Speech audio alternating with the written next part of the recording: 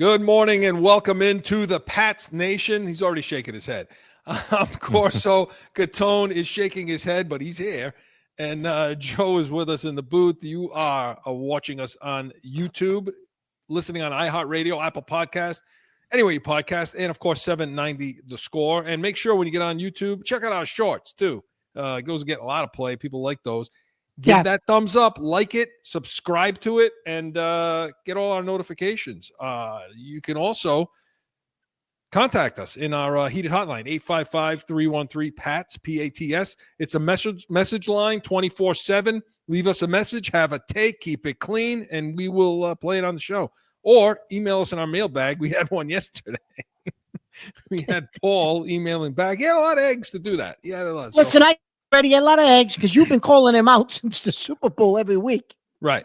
So Paul from Providence. So so go back and look at that. But you can email us in our mailbag, corso.catone@gmail.com. We have a busy one today. We are in heated hotline. I'm going to hear from one of you and going to go Coach's Corner, discuss some things there. And in Weekly Rewind, like we talked about, all Patriots all the time. So stick around for the Combine talk and Weekly Rewind. And in Pat's preview, we're going to talk some draft scenarios, Mark. Yeah. You and I were on the phone the other night going, we were all over the place talking about this draft scenario. We were all over the place. All over the place. Listen, Chris, it's Sunday morning, and today's the day we should start to see and hear guys are linked to certain guys, reported deal, even though technically it doesn't open until 10 o'clock tomorrow morning, you're going to start to hear today, all day today, the stuff will be coming in. You're going to blow my phone up when it starts to come in because we're going to be in on none of these guys, right? I'm going to blow something up for sure. It'll be like the friggin' Unabomber over here. Well, I'll tell you who we are going to hear from right now. We're going to hear from one of you in the nation in Heated Hotline. Joe?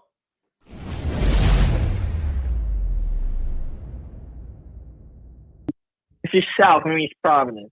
Hey, It's time we all understand that this team is going to suck for as long as this guy's the owner. And everybody thinks he's a great owner, but he's not great. He just got lucky. He's cheap, and the organization sucks. And no matter who they bring in as a coach, they will never succeed because the owner is the worst in football. I'm done with them. Love the show. He always ends with love the show. Love the show. Yeah, it sounds one of my favorites. Anytime Sal calls in, Joe's put that right to the top of the list, yeah? Yeah. So it's Sal, and it's we haven't heard from is our other friend, our girl from Jen. Jen. We haven't heard. Jen's always screaming, Where's yelling, she from? swearing. Cranston. Jen from Cranston, right? So, okay, Sal, let's get into it. We talked about we had a similar heated hotline yesterday. Yeah. Talking about they're cheap. I mean, they're cheap. Bottom line, cheap. The media lets them get away with it too. And Sal takes a shot at Mr. Kraft. He should. So, Mark, let's get into it. We talked about this yesterday. Why aren't they in on these things? Let's talk about the trades that they're not in on. Okay. All right, let's Joe stop. Tooney. They're not in on him, Chris, because he was owed over $16 million this year. So the report was, they didn't want to meet the asking price. It was a fourth round, 2026. I repeat, 2026 draft pick, Chris. So what about that price did they not want to meet? It was Tooney's salary, right? Any of it. And you'll hear nonsense. You'll hear nonsense about, he's on the back nine of his career. And you know what? All the pundits, Chris, all he's the only puppets. owed money for this year, Chris. Right. He at least could have provided you some stability. The whole middle of your offensive line would have been set. Andrews, Tooney, Owinu. What's wrong with that? There's 3 Pro Bowlers. Yep, enough said. So, okay, it is that. Now we'll talk about Debo. Well, Debo was too fat. Out of shape. Yep, he's out of shape. Comes into camp out of shape. And that's not the type of program that Vrabel's trying to build here. That's what we heard. Yeah, well, that's because the training facility was rated as an F. Was it that, or is it because Debo's owed $17.1 million this year? Yeah, I think maybe you're onto something here. I think maybe you're onto something. Okay, so no Debo. Debo's too fat. Okay, how about Metcalf? Well, Metcalf doesn't run the route. He doesn't. He's not a system. He's not a system receiver. He doesn't run No. route right, Mark. Yeah, no, he won't. He's not a fit for our system and what we want to run here. He's a physical freak. Are you kidding me? Really? He's a physical freak. Why? Because he's making like $19 million this year. And he's already said it. Wherever he goes, he wants $30 million a year for an extension. Right. They're not trading for him, Chris, because they're not giving him $30 million a year. Okay. They're not trading for him. And you could get him. Now, he did say he doesn't want to come to the Massachusetts. I don't know why anybody wants to come to Massachusetts. I why does agree. anyone want to come here? But if you pay, if you build it, they will come. If you pay, they will come. Build it, they will come. Exactly. Listen, Chris, this organization is, this is becoming the Woody Johnson. We're becoming Woody Johnson over here, Mr. Kraft, because, Chris, it's an archaic way of doing things. The way they run things, it's just bad. The whole organization, Chris, is bad. Yeah. Like everything around it needs to be revamped and brought into 2025. Yeah. But the biggest factor is they don't want to spend any money. They're cheap. I mean, you and I have been saying it for years. They're cheap. Robin Glazer, who used to be here, listen, all her job was to cut spend, like she works for Doge. Yeah. You know? I mean, maybe that's where she works now. Maybe. Who knows? Maybe. Listen, let me ask you a question. The craziest thing we heard this week was what they did with the coaches. Oh. What they did with Van Pelt. Tell the fans what they did to Van Pelt. Well, I don't know specifically him, but this is the okay. I heard it was Van Pelt. Was it him? So when you hire a coach, okay, so you usually hire a coach what, January when you get a new coach? Okay. Yeah. So by the way, these people are human beings, right? So they have lives. Picture you, anybody, not you, Mark, but you out there getting re-signed somewhere across the country. Now you got to move. Now you got what? You got a house, you got family, you got all this stuff. So what the typical standard practice is that the incoming coach gets a living stipend or expense. You pay for them to live till about June, to the end of the school year. You know, so if you have children, they can finish the school year from wherever you're coming from. So in Alex Van Pelt's case, he's coming from Cleveland, right? So he's got a family there. He's got a home there. He's got kids in school there. So they can finish the school year. He comes to New England. New England should pay the bill till June, right? That's standard practice in the NFL. That's not standard practice in Foxborough. They pay for like 2 or 3 weeks of living expense. That's it. And then you're on your own. That's disgusting. And these guys aren't the millionaires that, you know, some of these assistant coaches. That's Mark. That's gross. That's so then you wonder why nobody wants to come here, right? Now you wonder why nobody wants to come here. And then the other rumor is, Chris, too, now this week is, they're making phone calls to everybody. They're shaking every tree to get a number one receiver. They reached out for AJ Brown and blah. They're not paying for him either. No. And you could get him out of there. You can't, because here's my thing. His salary, come the 14th, he's owed he's owed his 2026 money.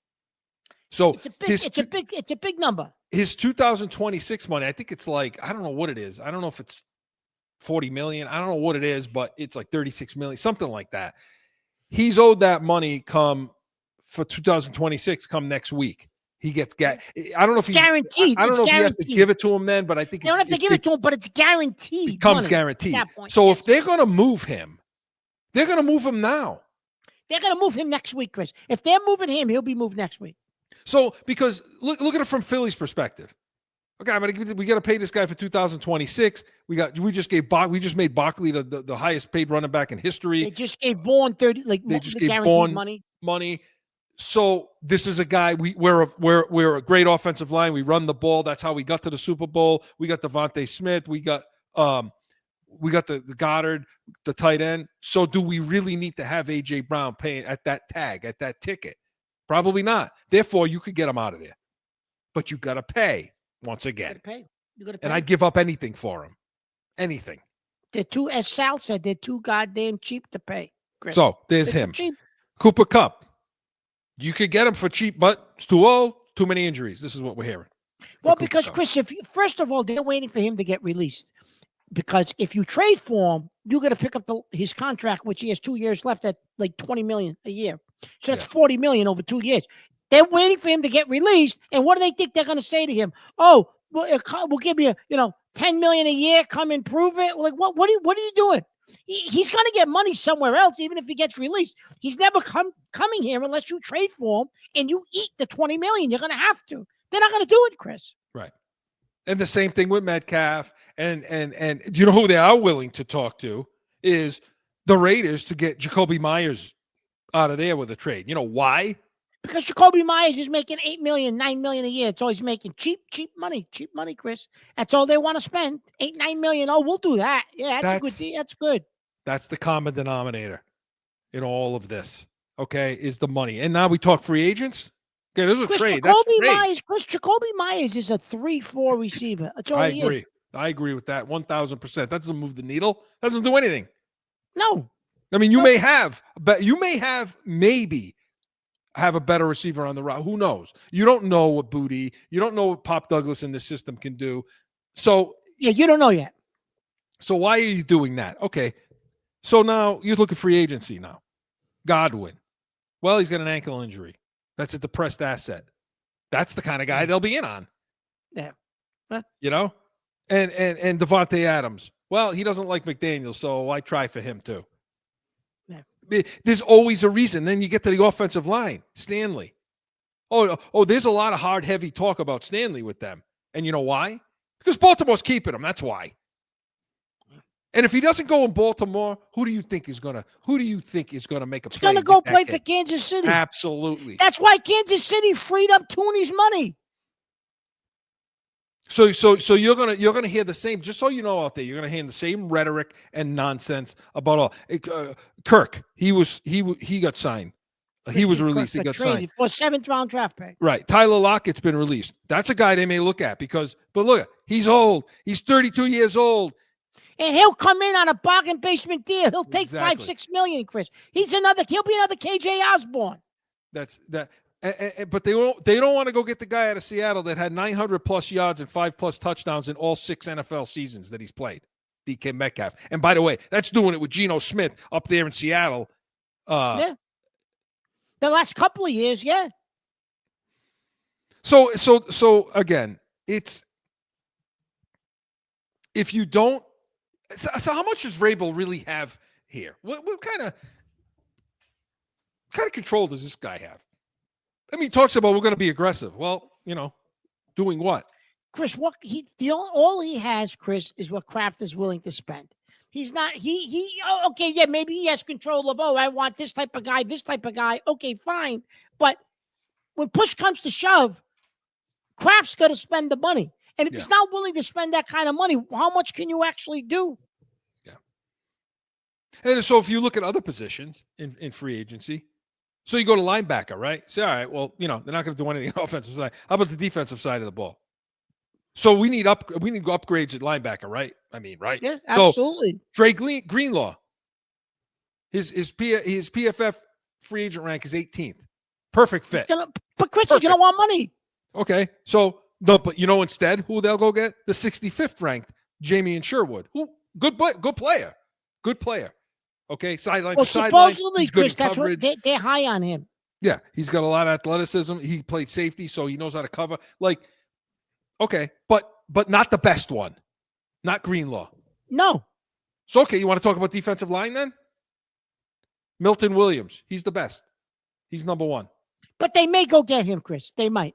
Yeah. No. You know who they'll go get? DJ Jones from the Broncos at age 30. That's who they'll get. This is the stuff they do. Yeah. Want to talk corner real quick? Want to talk corner? DJ Reed, Charvarius Ward. These are the guys that they should be looking at. And they say, well, they're in on Charvarius Ward. They're in on him, right? No. They'll go get Byron Murphy from Minnesota. But Murphy, Chris, is going to cost money. I don't even know if they'll be in on him. Well, I mean, Vrabel said that he wants to solidify the other side of that corner room. All right. Defensive players are cheaper. Yeah, they are. They are cheaper. You're right. They are cheaper. So what's the moral of the story? That was a Sal. They're cheap. Like Sal said, they're cheap. So So pay attention to free agency that begins basically today, tomorrow. Where you're going to start to hear the frenzy, and what you're going to see is like a new pope. You're going to see smoke coming out of Mark's ears, like the new pope's coming into town. That's what we're going to have. So, Sal, thank you for the call. As always, Heated Hotline was presented by Corso and Catone. Saturdays, noon Eastern. Hey, we have B's and C's. We have Yankees, Red Sox, and of course, Catone's comments. So make sure you tune into that. But when we come back, going to go into the coaching room. Coach's Corner is next.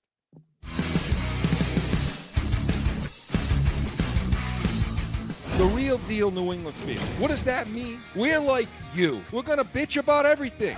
My opinion, our draft, the good, the bad, it was ugly. These people, Mark, drive me freaking insane. Bananas. It's so frustrating and aggravating. I can't take it. The real deal New England field. It's going to be real.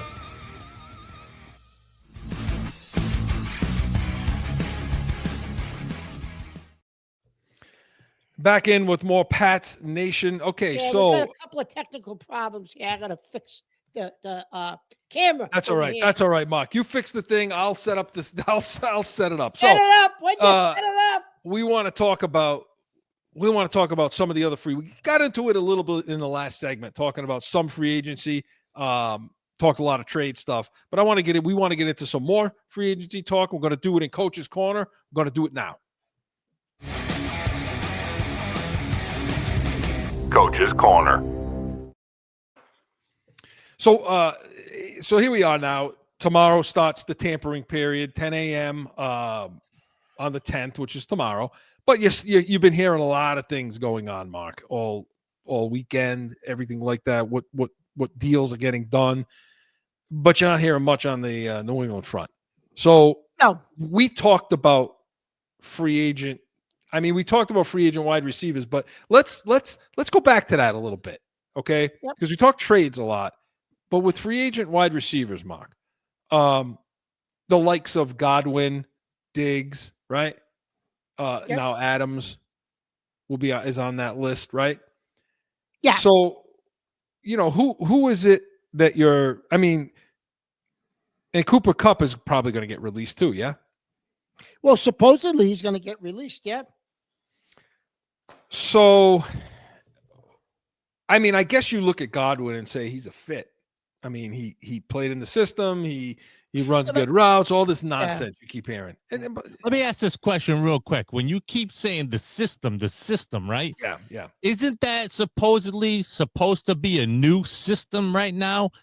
So comparing it to be an old McDaniels Brady system doesn't count anymore, does it? It's a good point, Mark. No, that is a good point, Joe. That's a good point. You have to tailor.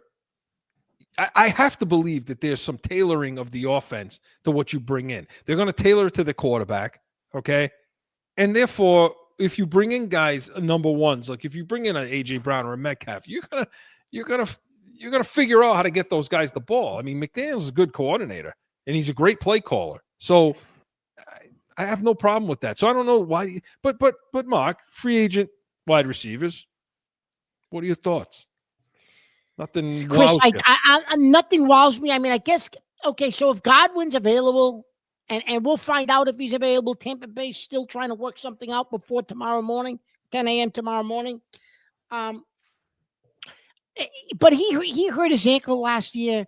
He tore his ACL a couple of years ago. I think, Chris, the best wide receivers are in the trade market. Yeah. Metcalf, maybe Kupp. We keep saying maybe you could pry AJ Brown out of there. I mean, supposedly even tight end. They supposedly Atlanta might be willing to listen to offers for Kyle Pitts. Like I think the best players are possibly available in trade on the offensive side of the ball, not necessarily in free agency, Chris. Free agency, we talked about this, Chris. Who do you got? You want Amari Cooper? No. I mean, is that who you want? I don't want Cooper. I don't want Diggs. I'm not even that high on Godwin. Devontae Adams is another guy. He got. What does he really have left in the tank? He caught 85 passes. I don't have these numbers, but he caught 85 passes last season. Okay. And That's because his best buddy was exclusively throwing to him. Number and one. it got so bad, Chris, that Garrett Wilson basically said, if Adams and Rodgers are back, I want out of here. I want out. You know? And now all of us, because that's all he threw to, and now, they're both gone, and Wilson said, no, I want to stay. Okay, right. No kidding, you want I to would stay. love to know the attempts. That's what I don't have, the attempts. Yeah, that I don't know either. I don't know. Okay, so we're talking about that. And by the way, real quick, before we get to the defense here, talk about the extension, the arm of the Patriots. It's the media now. I mean, you said this the other night to me. You were fired up about the media in this area. It is the media. Because, Chris, they just don't get it. They just don't get it, I mean, it's frustrating. So, first of all, Chris, they're talking about how, you build in the trenches. We got to build in the trenches. We got to, but Philadelphia didn't win the Super Bowl because they did win because of the trenches. I get it. But they had A.J. Brown, Devontae Smith, Goddard, Saquon Barkley, who I know didn't have a great Super Bowl, but they had the scheme to stop him, and Smith and A.J. Brown ate him alive. They're stuck in some archaic world over here, Chris, right? I think it's just from all those years of being with Belichick. Even this week, I think it was Phil Perry, and I respect Phil Perry, but he said, I'd rather have Chris Godwin over DK Metcalf. Why? Because he think Godwin's a better systems fit? DK Metcalf is a physical freak. The first couple of years he came out of college, when Russell Wilson still had something left in the tank, DK Metcalf was one of the top 5-8 receivers in the league. What are you talking about? He was a physical freak who nobody could cover him. Yeah. You know what it is? Talking about, it's almost like they forgot how to they forgot what's good. You know what it is? They don't take the next step. So they report and analyze to a certain level. Joe, what did you call us? Fanalists? I think Fanalists, yeah. Fanalists. Exactly. We just coined that term because we're fans, but we're analysts. Listen, they don't take it to the next step, Mark. So when they look at the individual guy at the individual position, and they never mix together positions. So they never look at wide receiver they look at wide receiver as they're on an island. Then they look at offensive line. So they're building from the inside. So they're building from the inside. That's what you have to do. What they don't understand, take it to the next logical, take it to the next, get a brain. How does the offensive line fit in with the wideouts? I mean, we've talked about this so many times that wideouts that have a lot of dictating as to how good your pass protection is, right? They can make an offensive line better and vice versa. So, to give wideouts more time to get separation. So, it's all part and parcel. It all fits together as one group, and they never get there. The reason why that offensive line is so damn good is, one, they're good, and two, because every damn defense you play against, they can't play man coverage and load a box against you and Barkley. They can't do it for Philly. They have to pull guys out of the box. They've got to play zone. And when you play zone, you open up running lanes. You open up the ability to zone run. You can do all the stuff Philly did because you got A.J. Brown and you got Devontae Smith on the other side, on both sides. You got to account for that. Look at what happened with Kansas City, loaded the box and tried to play one-on-one in the Super Bowl against A.J. Brown. Devontae Smith and A.J. Brown. Devontae Smith blows by the guy for the touchdown, and A.J. Brown had a touchdown. He got pissed off because Hurts underthrew the ball. If he throws it over the shoulder, he scores a touchdown. And the OPI and the bad OPI call, we had that ball down the sideline too, where he just killed the McDuffie. So again, they don't get it. So Mark, coming back now, pulling it back a little bit to the free agents. So we were talking last night about some of these defensive players, right? Yep. And we want to look at defensive line. Let's go to defensive line, Chris, first. Is there anyone better than Milton Williams on this list? No. I mean, the kid from Detroit is good. He's young. Levi. I can't say his last name, and I won't butcher it to insult him. I'm not we'll just call him by his first name, Levi. But I still would take Milton Williams, but this kid Levi's only 26 years old, Chris. He has a history, obviously, with the D coordinator from New England now because he was the defensive line coach in Detroit. And Levi is going to cost less than Milton Williams. So he could be option. What did Vrabel say? You're going to have plan A, plan B, plan C. Don't you love that? You're going to have options because, you might have to pivot. They said him and the other guy, you can't stand Elliott Wolf, because everybody's going after the same players. You know what that tells me? There's no plan A. There's no plan A because you ain't spending for plan A. It's going to be plan B, C, D, probably C and D because those are the cheapest options for you. Right. Why would you talk about plan B and C why would you need to even bring up plan B and C? Because plan A is not going to work, like Mark said. Because you're not spending the money, Chris. But the kid Levi, I think if you don't get Milton Williams, he's an option, Chris. Because he's young too. Yeah. So we'll see what happens on that. And that's but you're right, Chris. The guy they're going to end up getting, DJ Jones, is 30-year-old DJ Jones, because he's going to cost the least of all of them. Right. Yeah. He was good for a while. Played on the third scoring defense. He's going to cost about 27th in average annual salary, 11 million. But so that's the kind of guy that they're looking at. And so when you go to linebackers, this is where I'm going to get really happy. Okay. So Mark, and I don't think we'll get to corners today, but Dre Greenlaw, I don't, his free agency rank is 18th overall. Okay. He could diagnose plays quick. Okay. Sideline to sideline speed. He and Warner in that offense, look, they would have won the Super Bowl, San Fran, if he didn't get hurt. That's how good he was. I don't care what anybody says, Chris. Kansas City doesn't win 2 in a row if Greenlaw stays on the field in that game. I'm sorry to burst everybody's bubble. He had Travis Kelce punching Andy Reid in the face. That's how frustrated he got that guy. That's Dre Greenlaw. And boy, can they use him.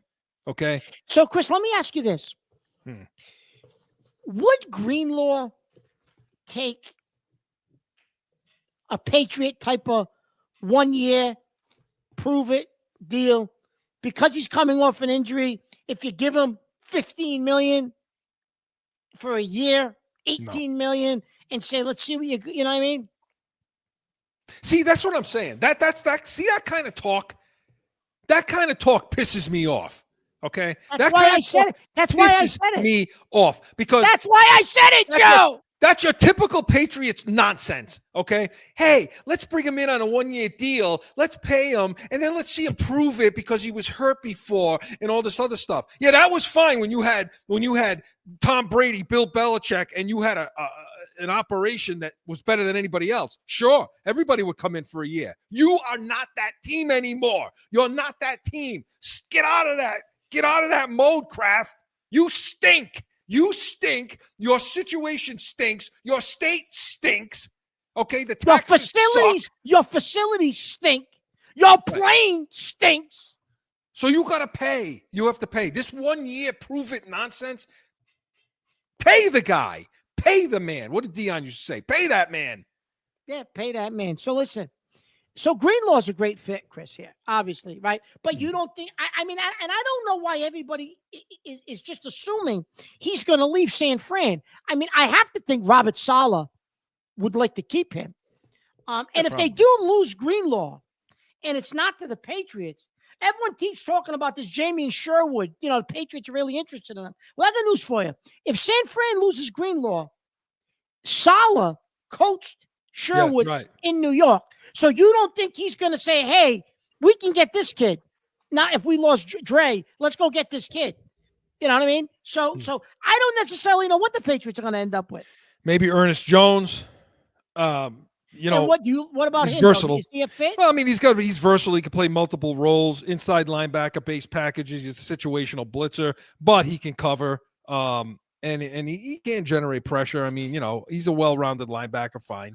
No, instead, you know what they did? They gave a tender offer to Ellis. Ellis, a stiff. God damn. Why are you wasting money on him?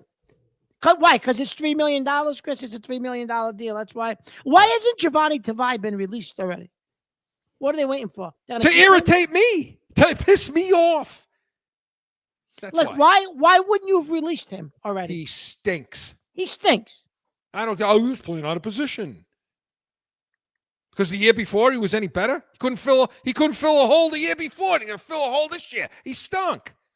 He stinks. I don't know what they're waiting for. And Chris, at the combine, the interesting thing, the other interesting comment that Vrabel made, Chris, was, come August, the team's probably going to look a lot different than it does now. So what does that mean? That means you're probably getting rid of a lot of these stiffs that were here last year.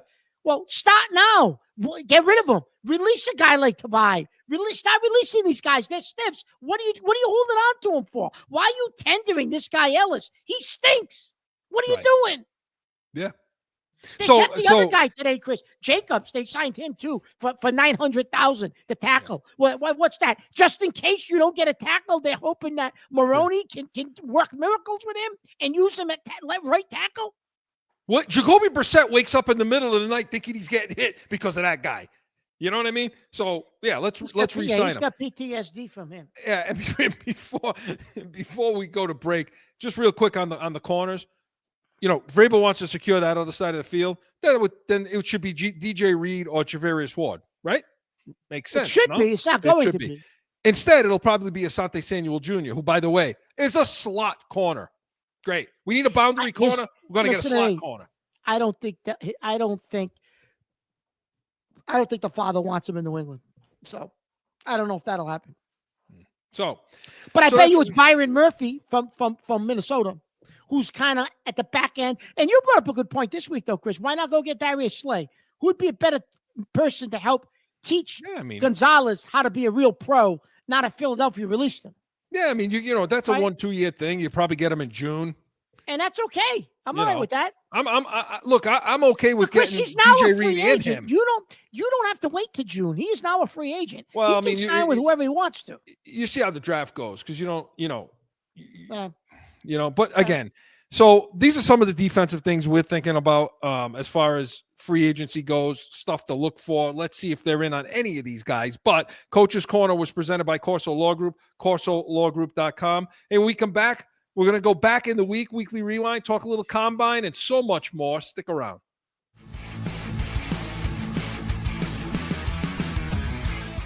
No one ever thinks they will be in need of a criminal or traffic lawyer, but things happen. CORSO Law Group is Arizona's leading criminal and traffic law firm. Call or go online to CORSOLawGroup.com and talk with these expert attorneys.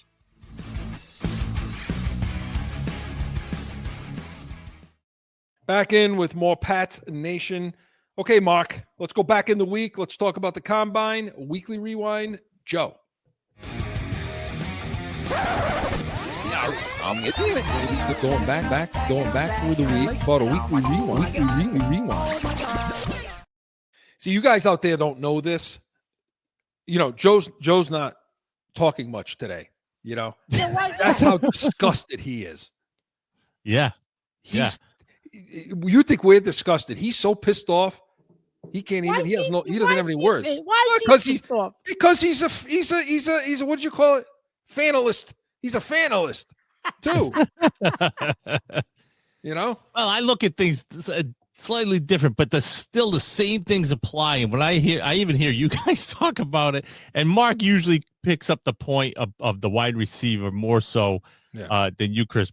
But we all agree at the one thing that they always need. And when I start to hear, I had to, I muted my mic because you guys started talking about these free agent wide receivers that we're definitely never going to go for. And it just I'm all right, I gets me depressed because I'm I'd like to see this team come back quickly, and May's the guy to do it. And they're just going to squander it. Yes, they are. Chris, 2 years ago, draft night, we take Christian Gonzalez. I wanted Jackson Smith-Njigba. And I said to you, Chris, this kid is going to be the number one receiver in Seattle, and DK Metcalf will be driven out of there because the kid's that good. You thought I was out of my mind. Guess what happened? That's what happened. right? So Yeah. when you and I talk about wide receivers, you talk about linebackers, corners. The people are going to pay attention, Chris, because we're usually right. Usually. Well, give him some pearls from the combine with the wide receivers and the tight ends, Mark. All right. So I took copious notes, Chris. So you're gonna have to. I'm gonna Copious, have to pull up Joe. copious Oh, notes. yes. I'm gonna have to pull up. Oh, Wait a minute now. I'm gonna pull up my notes here because you know that I, I mean, take notes. when he Okay, starts using so- words like copious, So tight ends. We'll go with tight ends first, Chris. So I don't know if anyone saw or watched the combine. One of the drills that Chris loves, especially with the wide receivers, is the gauntlet drill. And you run a straight line across the field. You try to hold the line to show, if you understand the concept of a route run, and so you got to watch it. And the tight ends ran it, and it was a tight end, Mason Taylor, out of LSU, Chris, he's can't miss. He's absolute can't miss. When I say a tight end is can't miss, I'm usually always right. This kid can't miss. He ran the gauntlet drill, Chris, better than any tight end I've ever seen. Run it. Okay. So that's who I would take in this. If you did what you're supposed to do in free agency in the second round, you could take this kid because in McDaniel's system, you need a tight end. He's your tight end, and you'll be set for the next 10 years. Okay. keep in mind, by the way, Mark he's pretty much had every all-pro tight end since like 2016. Yeah, I just the every draft, draft, on his board. I pick one. I pick one. Just So everybody knows. I love him. And I'm not talking about the top end guys, the Pitts. I'm talking about the Mark Andrews Mark Andrews. of the world. Yeah. Oh yeah. Go ahead. So listen. So everyone's talking about Ty Warren from Penn State. Okay, fine, but he's going to be way off the board quick, Chris. Another kid. I think this other kid has a chance to be better than him. I just tell you. No, I He's do in the too. right system, And but go ahead. I'm going to tell you the other tight end, Chris. If he's there later in the draft, two guys. The kid Ferguson from Oregon had a real good combine, Chris, the tight end from Oregon, Ferguson. But this other kid, Chris, Joshua Simon from South Carolina, another SEC guy, okay? Under the radar, probably could get here in the 4th, 5th round. Chris, he's athletic. He's strong. His hands, Chris. So one of the things I watch with tight ends is hands. Yeah. Chris, they were throwing him the ball. They didn't move. They were just like cement. They didn't move. He just, boom. It was, listen, the kid's going to be a player in this league, and he's going to go under the radar. Wide receivers, Chris. So my number one wide receiver, I don't like the kid from Arizona. No, I know don't you either. did, but then as you watched more tape on him, you said to me, Mark, no, I'm not on him anymore. Right? Thornton. Yeah, Emeka Egbuka. I think that's how you pronounce his name, from Ohio State, Chris. This kid, if you could figure out a way to get back into the first round and take him. But every mock draft doesn't have him going in the first round. Well, if he drops to the end of the first round, maybe he makes it to the you're going to move up 3 or 4 spots to get him, because I'm telling you, is going to catch 90 balls. Drake May, Josh McDaniels offense, this kid will catch between 80 and 90 balls in our offense. I'm telling you, guaranteed. He's the best route runner and the smartest wide receiver in this draft is this kid, without question. There's no question in my mind. I don't care what they say about, I know Travis Hunter and all these guys. Are they possibly better athletes? Sure. This kid runs a 4.3 40. This kid, he's my wide receiver. And then another guy I would take in the second round, Chris, is Jaden Higgins from Iowa State. He's 6'4". He can play any of the 3 positions at wide receiver. Believe it or not, Chris, he would be a huge target in the middle of the field, even play a little bit of slot. I would take him in the second round if you don't get yourself a receiver in free agency or through trade. I like him. If he's on the board, I take Jaden Higgins in the second round. So listen to those names, everyone, because he's usually not wrong. And so now we go to the big guys. Okay, we go to the offensive line. You've heard a lot. Now, of talk. this is your Yeah, this is expertise. my expertise.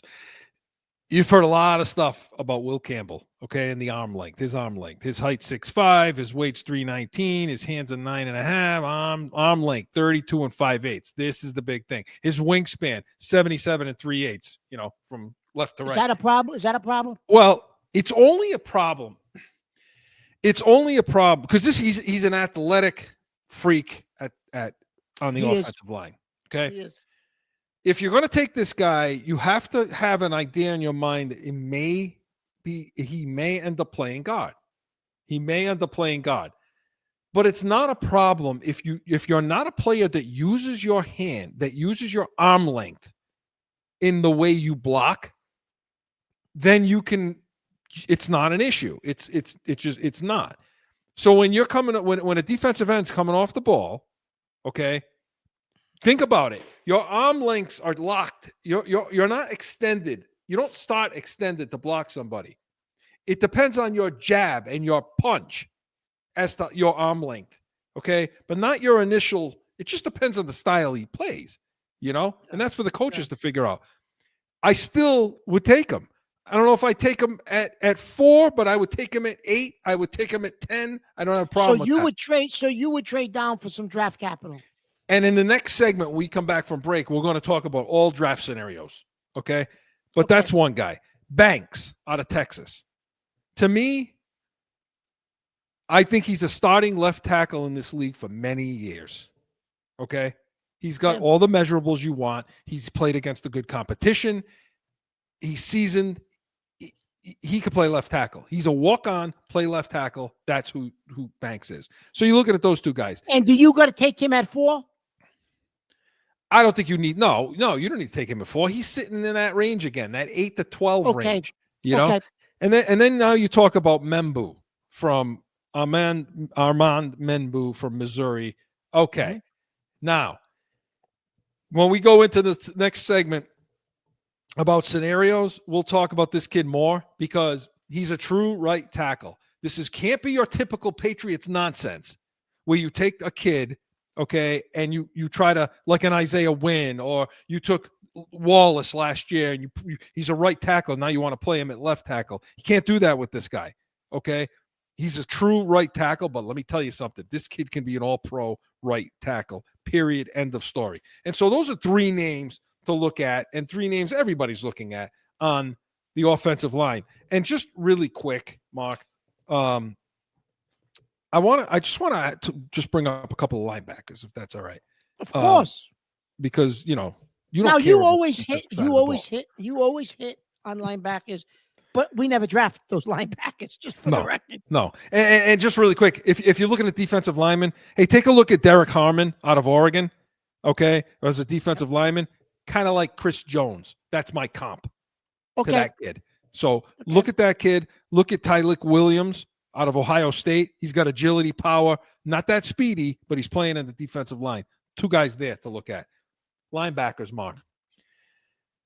I'm not sold on this Chris Paul out of Ole Miss. Okay? It's just not. But who I am sold on is Mondin. Okay? Mondin Jr. from Georgia.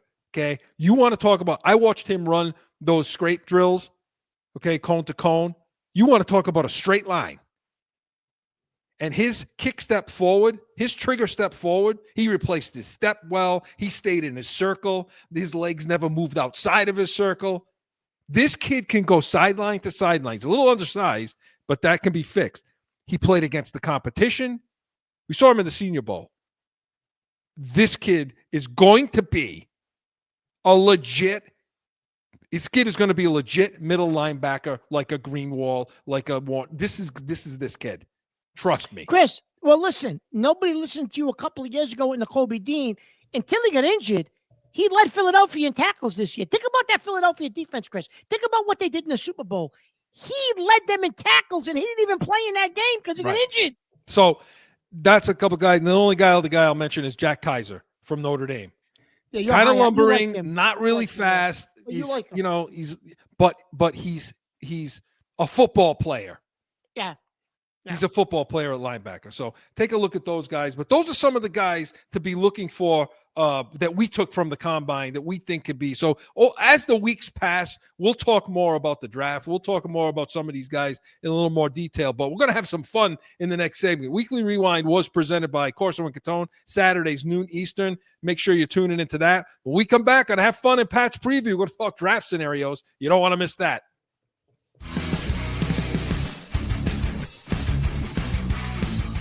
The real deal New England field. What does that mean? We're like you. We're going to bitch about everything.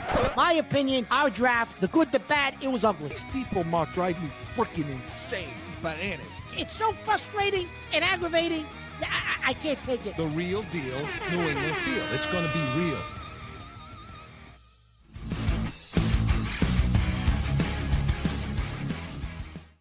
Oh, yeah. It's the real deal New England field for sure. What do we call fanalists? Fanalist. I like that, Joe. Joe, can we coin that and what is it? What is it, Chris? You got to copyright that. Copyright it. There you go, attorney. Copyright it. Yeah, we'll just put it in an envelope, mail it to yourself. There you go. Yeah, that doesn't work. but we're gonna have a lot of fun now. Now this is gonna feel like it's all over the place, Joe. So relax. Bear down. Joe's gonna get a little nervous. Don't torch us in the post meeting, the post show meeting here. But please. let's do it in Pat's preview, Joe. Pat's preview. Scenarios, Mark. Scenarios. Here we go. Scenarios. Mark and I were on the phone for like 2.5 hours the other night. This is like we have no life. So okay, let's get to it. So now let's assume for a minute we ended up signing Stanley and Williams on the defensive line. Okay. Okay. You signed those two guys. You signed those two guys. Okay. Now we're at the draft. What do we do? What do you think we should do in this situation? So it depends.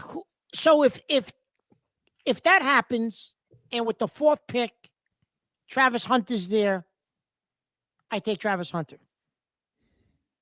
Now, did we sign any receivers, or we just got Stanley? Second tier, second tier guys. Okay. So I take Travis Hunter, and I'm going to make him a receiver. Even okay, let's say Godwin's on the team. If Godwin's on the team, I'm trading down to 8, 9. I'm gathering draft capital, and I'm taking the tackle that you mentioned from Missouri.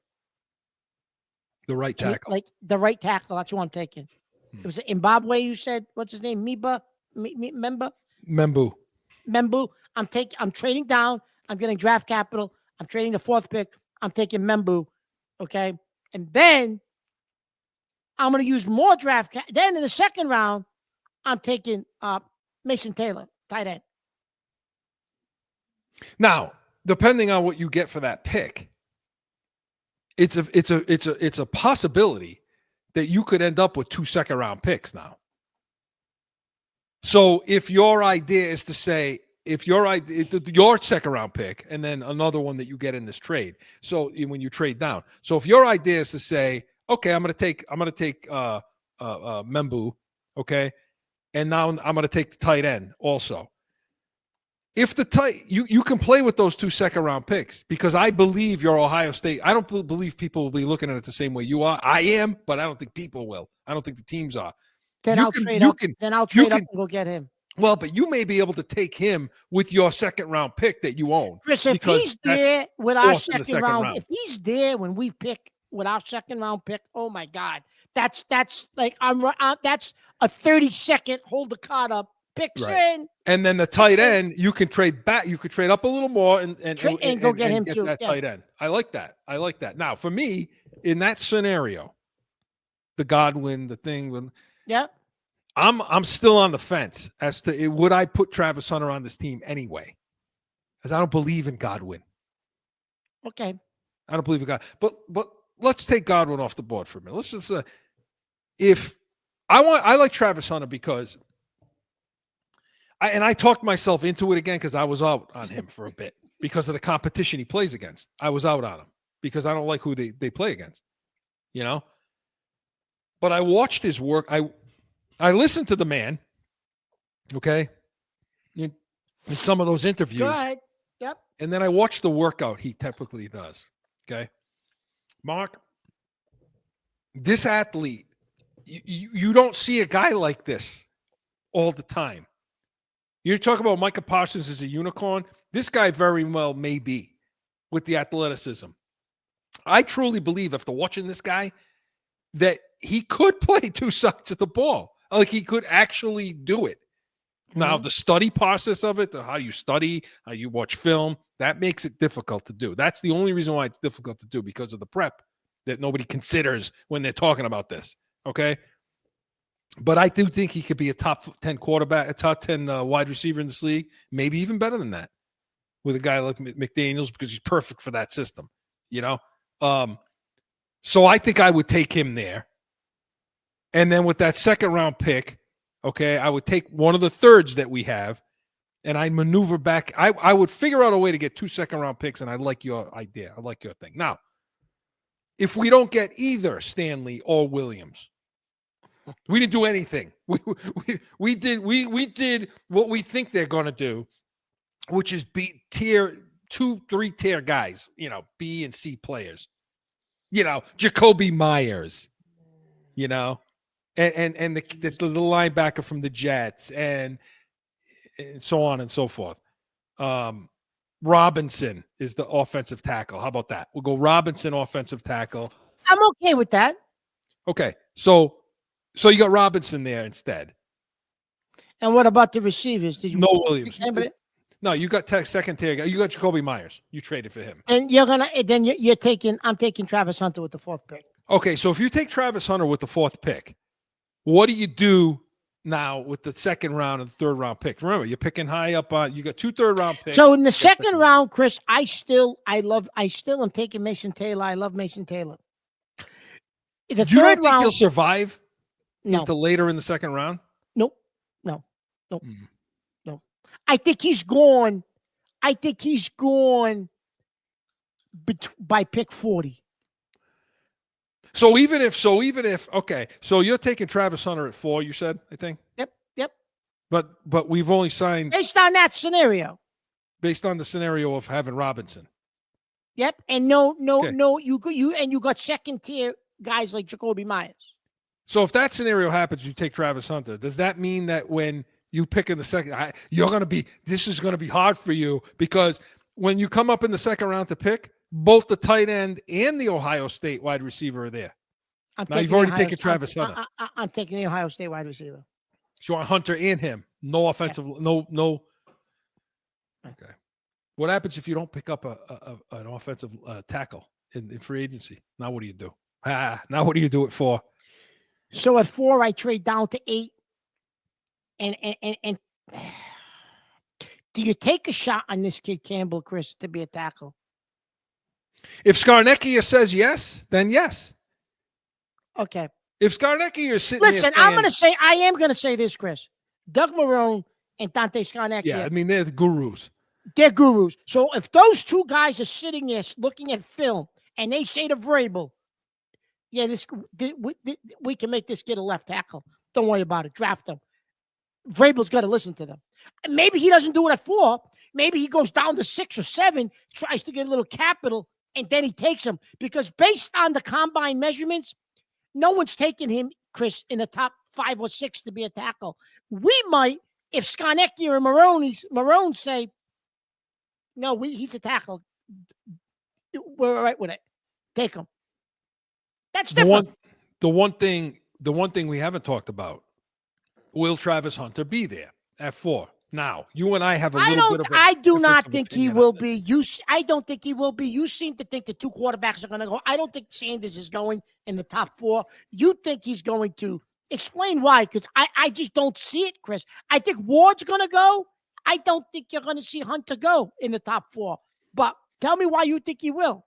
Because what I think is going to happen, and by the way, let's pay attention to what Cleveland has already done. They extended or they restructured Watson's contract, which tells me they're fine with him, which also tells me they're taking Carter, right? No, because the Titans picked number 1. The Titans. Oh, the Titans picked Carter. one. Okay, so what happens? See, now this is where the problem comes in of my theory, because now knowing this, see, we were operating under where does Cleveland pick 2? 2. Cleveland's going to take Hunter. Yeah, because what's going to happen now But is Chris, I don't think they can take a shot with Watson. He's gonna be out another year. I know they restructured his contract. I think that was just to bring in some free agents. I mean, Chris, you can't count on him being your quarterback. I can't imagine a they year would. later. All right, so then I go back to my original premise, and it's this: Carter goes first. We agree on that, right? He goes 1 to Tennessee. Fine. My whole original premise is teams fall in love with quarterbacks as the draft gets closer and closer and closer, when they shouldn't, but they do. So what's going to happen is Cleveland's going to take Cam Ward, right? Yep. And then the Giants are going to be sitting there, and the brass is going to be saying to themselves, if I don't take a quarterback here and this kid turns out to be good and I go get Travis Hunter, I'm going to lose my job. Yeah, but but what if they sign Aaron Rodgers? Why would they take a quarterback? Do you think they're going to sign Aaron Rodgers? Well, that's a possible rumor out there. But Chris, Well, let's say they're not. Okay. Okay, so let's say they don't. Okay, let's say they don't. Killing my friggin' scenario. No. Okay, so let me ask you this scenario though. Why is everyone convinced that Tennessee's not taking a quarterback? Who the hell's Tennessee's quarterback? They got that kid from Kentucky. What the hell's his name? Well, Levis is their quarterback. Well, then they're listen, okay with. I'm just saying they think Levis is the future. Well, maybe they bring in one of the free agent quarterbacks. I don't know. Okay. But because they don't have a Darnold quarterback or somebody like that. But I'll say this. I mean, okay, that makes it even better. That makes my point even better. That's our dream scenario, Chris, is they take a quarterback. Because now you take the number 1 picks, and now you got Carter sitting there. What if Carter drops in your lap? Do you draft him at 4? Instead of Travis Hunter? Say they're both. No, one of them's going to be gone. Carter's there. Hunter goes. So say Oh, Ward yeah, Carter, goes you have to 1, take him there. Say Yeah. Ward goes 1, Hunter goes 2, Sanders goes 3, and Carter falls Oh, yeah. flat. Absolutely. You Got it. take Carter. I don't care if we didn't get a tackle at all in free agency. You got to take that kid. That kid's that's a dude that you could. That's a Micah Pot. That's a guy you can build an entire defense around for 10 years. I mean, Okay. So that's easy. That's easy. It's the Hunter thing. So that's the tough now, part. Chris. So now we've gotten through those first 2 rounds. Now you got 2 third-round picks. Yeah. Say we only get fourth William. rounder. Well, you're not going to get Landry, Yeah, but you got no. So say you get 2 third-round picks now. 4th and a 5th rounder. What are you doing? what you mean that point in the draft, or what do you mean? Yeah, that point in the draft. What are you taking? In the Position third, wise, the 2 third-round picks.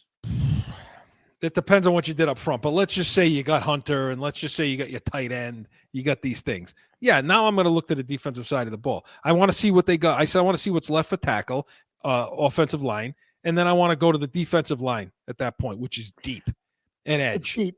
I'm going to tell you why I like in the edge, Chris. I like this kid Kyle Kennard from South Carolina in the 3rd round. I told you I watched him play in the SEC, Chris, and there was a couple of games where he had 11 and a half sacks this year in the SEC. He had 11 and a half sacks. He just ate up teams. He was in backfield all day long. A couple of the games I watched, Chris. If he's there in the 3rd round as an edge guy, I take him.